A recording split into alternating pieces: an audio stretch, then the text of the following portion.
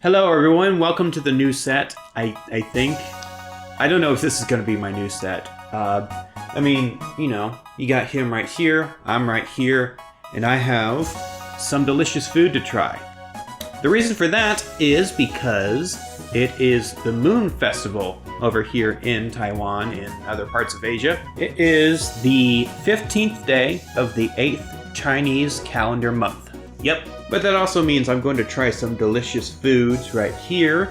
Consider this somewhat of a mukbang, so I have plenty of pineapple cakes, moon cakes, cookies. I could do a brief breakdown of what I've been doing so far in Taiwan.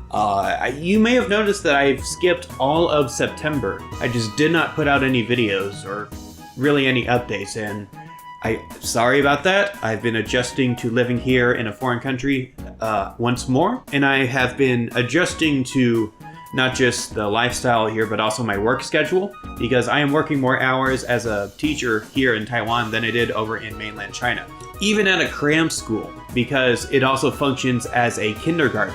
Oh, also, I'm going to be trying a couple different drinks. First one right here is Mr. Brown iced coffee, known to be not great, but worth a shot trying it anyway. And I also have this fruit flavored beer.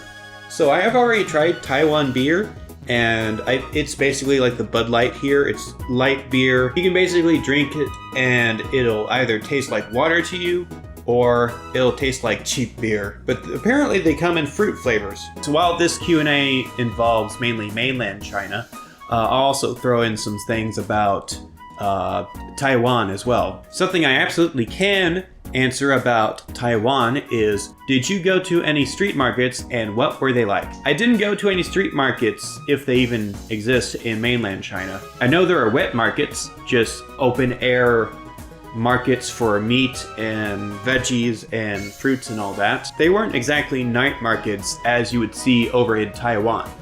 The one I have been to the most is the one in my area. So I live in a section of Taoyuan called Zhongli. Zhongli has its own special night market, and honestly, it's pretty cool. It is a free event to go, and it happens almost every single night. And yet it feels like an event. It feels like a carnival or something. You have all sorts of foods and drinks to try. You have all sorts of games. You can buy bed sheets. The bed sheets that I'm currently using right now, I bought that at a night market for I bought them for like $8 US. But yeah, that's pretty cool. I know this is a thing in other Asian countries as well, not just Taiwan. It's just I'm more familiar with the night markets in Taiwan because I live here now. One of them that I've observed was the Guangzhou Street night market. The one I actually went to in Taipei was Ningha. I'll put it on the screen here. But I did go to that one. That is where I first tried Taiwan beer. The original golden label and all that. Speaking of which, let's go ahead and crack this open. This right here, Taiwan grape flavor fruit beer. I'm sure it'll be amazing. But let's give it a shot anyway. Whoa, that's foaming. Okay, whoa. Wow. That does have that fake grape flavor that, you would find in a grape soda or a grape juice kind of a thing.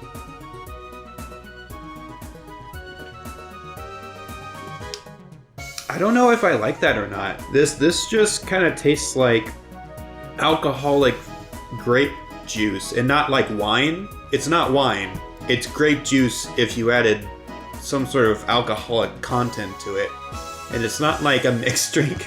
It's It's not bad. It's not bad. It's just strange. I'll set that down for now. And we can move on to the next question. What was it like being surrounded by a culture that's thousands of years older than ours? So the person that asked this lives in North America, specifically the US, which is less than 400-ish years old, compared to China, which goes back thousands of years, like 5,000 to be approximate.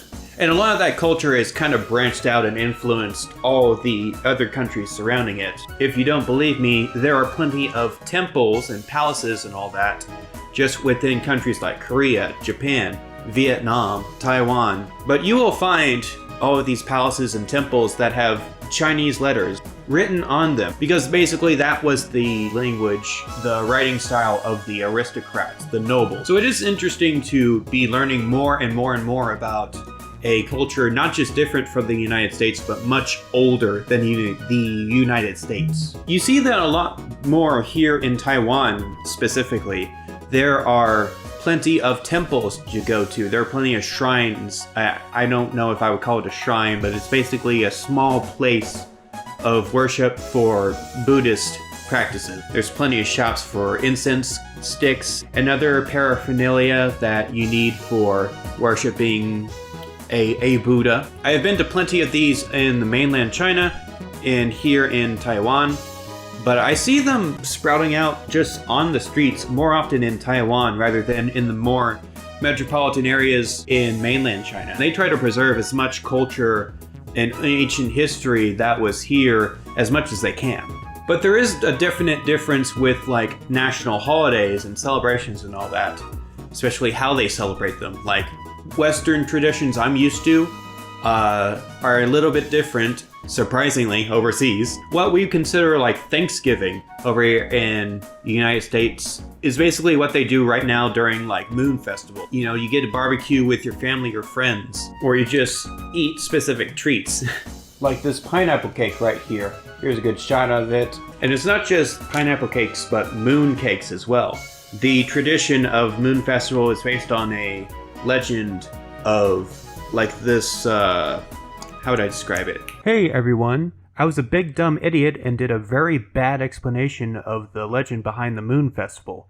If you want a proper explanation, there are plenty of YouTube videos to watch. I suggest this one from Off the Great Wall. That's all. You can go back to the video now. Mooncakes are different because they have little egg. They have egg inside of it, the yolk of the egg inside of it. It is cooked, but it is baked within the otherwise pastry. I'm gonna have to look for that in my pile, but right now let's try this pineapple cake. It's just a little block right here. Yeah. It's got a nice pineapple taste to it. I don't know how much pineapple they put into here, or what the process is with putting pineapple fruit within a cake and then making that pastry. All I know is that it's really good, and you should try it if you have the chance. Also, mooncakes are pretty good. I have a picture of a mooncake with the egg inside of it that I got from work. At my workplace, actually, they like to pass around treats and all that for all the coworkers. And it's not just on Moon Festival or holidays and all that. It's also like if it's your birthday, but it's like a tradition where you will buy all your friends and coworkers something to eat or drink or snack on.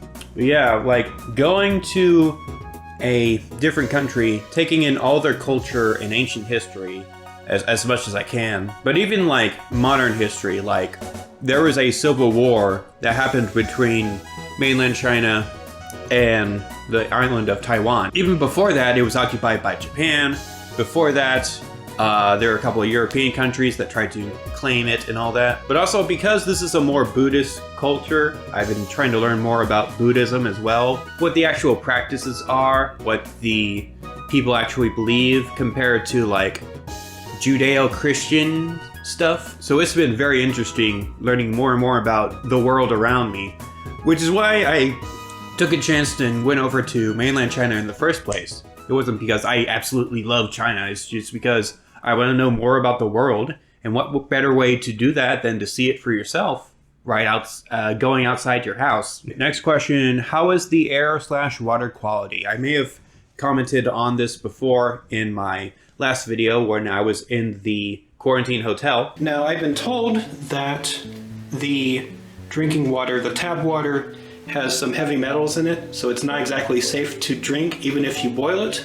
But I'm used to drinking boiled tap water in China already, mainland China that is, so who cares? Depending on where you are, either in mainland China, in Taiwan, in any country, basically, the water is going to be either acceptable or don't drink it. My tap water habits that I had in mainland China was I would use it to wash myself, sometimes to brush my teeth, but I would never ingest it unless I boiled it first. And even then, that's not the safest route. The safest route was just get the bottled kind or get a water purifier. That seems to be the case here in Taiwan. Maybe not a noticeable amount, but I've just been told as a word of caution to avoid tap water as much as I can. Obviously, I still shower with it. I use either boiled or bottled water to either drink or to use to, like, you know, swish around in my mouth after I've done brushing my teeth and flossing and all that. Air quality? I would say the air quality in Suzhou was perfectly fine. There were only a couple of times where I felt it was more smoggy than I was comfortable with, and I had to wear a mask. Back before people wore masks just to protect themselves from a certain virus. Over in Beijing, it was obviously a lot more noticeable. Even though I'm wearing a mask just because of the COVID-19 situation, the air quality is fantastic as far as I'm concerned. It's basically the same as it would be over in the United States. And even if it's not as stellar that particular day, there are apps that will let you know how the air quality is. Sometimes you can check it on the Weather Channel app. But there are specific ones just designated for mainland China, Taiwan, probably in other countries as well. So the next question can be broken down into 3 different parts. Basically, what kind of food did I eat in mainland China or just over in Asia in general? What were my favorite foods? And was North American food / Western food hard to find at all? While I'm answering this, I'm going to crack open this Mr. Brown. I should mention I'm not a coffee drinker, and this is iced coffee that I'll be drinking. Very, I guess, cheap or like standard fare coffee that's iced and inside of a tin can. The most I know about it is a episode of Game Grumps, their Monster High video game playthrough. It's not available in America, but someone brought it to the twerp show last night, and I saved it because I wanted you to taste it on the air. Do you like cigarettes? No. Do you think you might like something that tastes kind of like coffee, but also definitely like cigarettes? And the impression I got is that it tasted like very cheap coffee, like the kind you would get at like a hotel, like a 2-star hotel, not like a decent hotel. And yeah, that's a strong, cheap coffee smell to it already.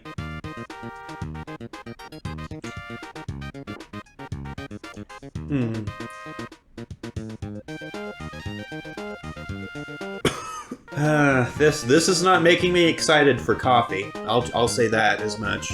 I'm not getting that cigarette aftertaste that they were getting. But it is not. It's very bitter.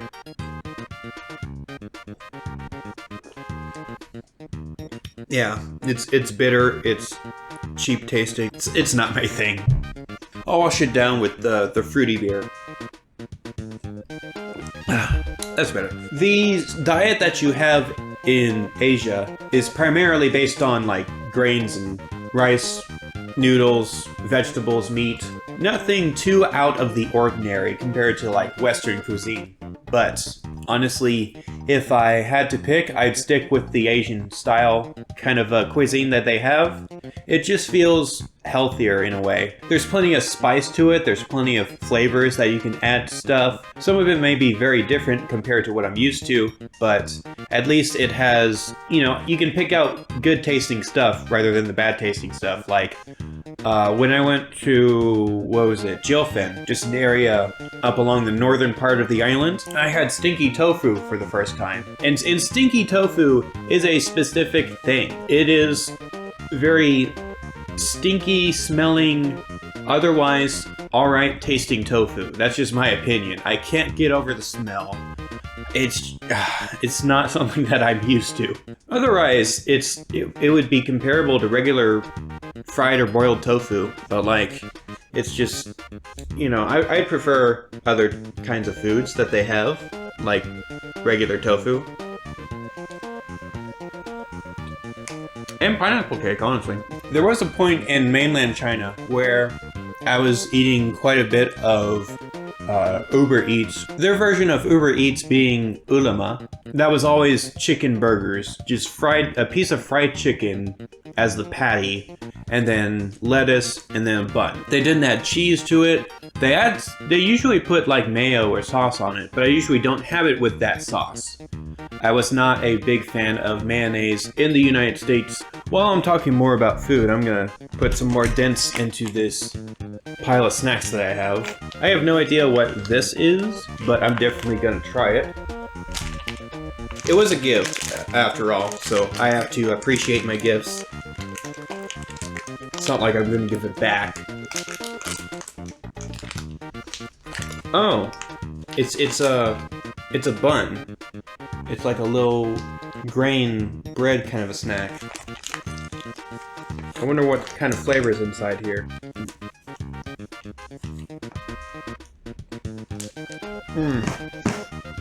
Oh, it's very crumbly. There are just crumbs everywhere. I do like the filling. I'm not sure what it is, but it is pretty good filling. I think that's red bean in here. Yeah. It's some sort of bean. Some of my favorite foods that I've had over here in Asia have been mostly the noodle dishes that they have. If it's a standard bowl of ramen, if it's like chow mein, lo mein, specific styles that are local to the region. Like in Suzhou, you can get a kind of bowl of noodles. I don't remember the exact name of it, like sanxing mian. But from what I can tell, it was like long string noodles. And there are 3 ingredients that you can put into the soup. Shrimp, mushroom, other kinds of seafood.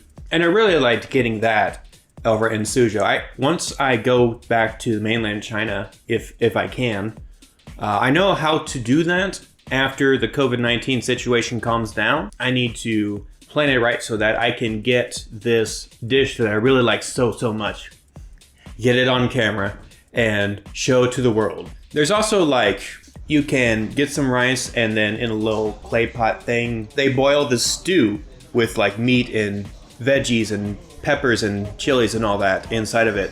And the thing I like to do is take these bone-in meats, soak the juices into the rice, and then take a bite out of it. And then once that juicy flavor is on the rice, I eat some of that rice as well. Sometimes this dish is a little bit spicy as well, so if you put it on the rice first, you're basically getting rid of some of that initial spice that'll attack your tongue if you're more sensitive to the spiciness. Now here in Taiwan, I guess the national dish, I guess some people have called it, is beef noodles. It's just beef boiled and cooked with noodles steamed in and all that, put together into the same bowl.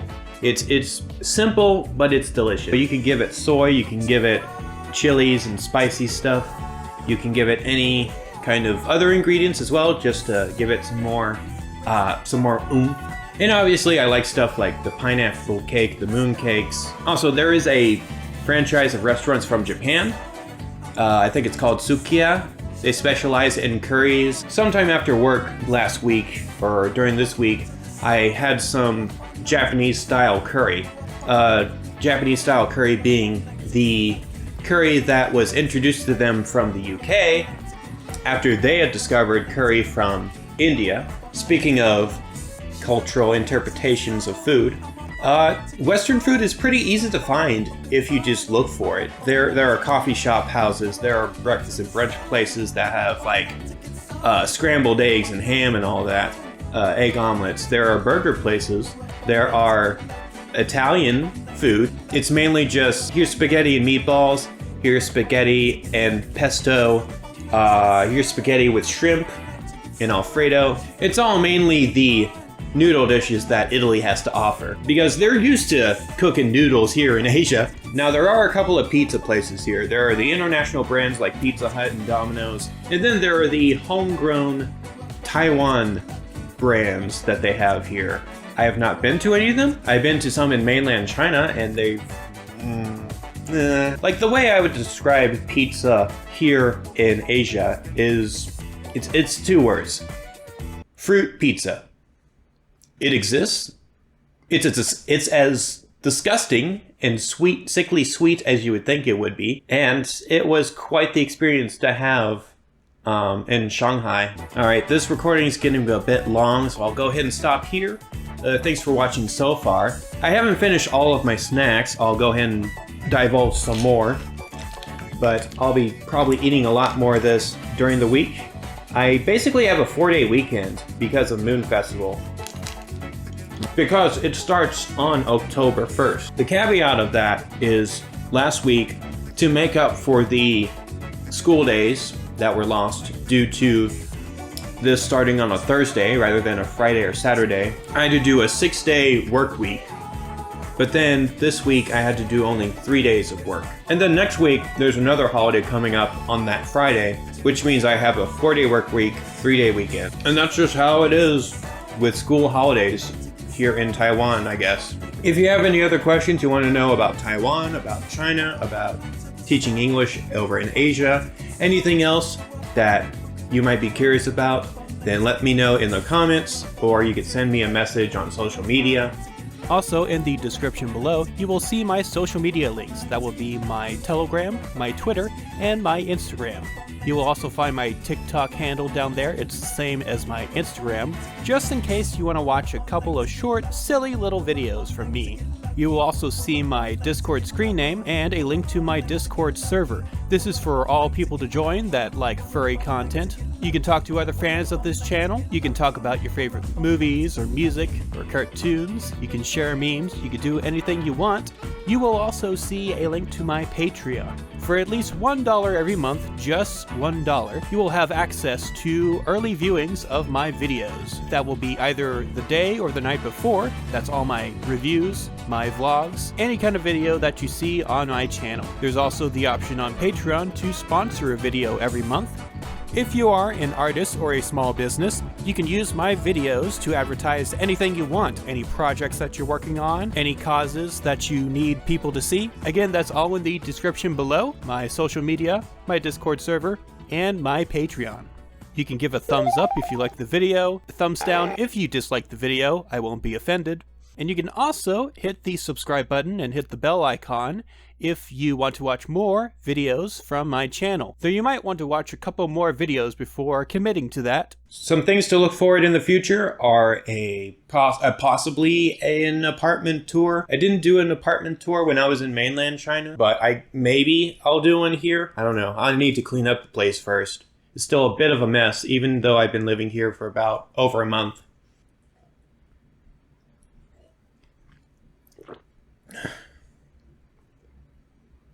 That's just, I guess if you'd like your drinks bitter, that's the drink for you. But anyway, thanks for watching. Have a good day. Happy Moon Festival, or as they say here, 中秋节快乐. And see you in the next video. Bye-bye.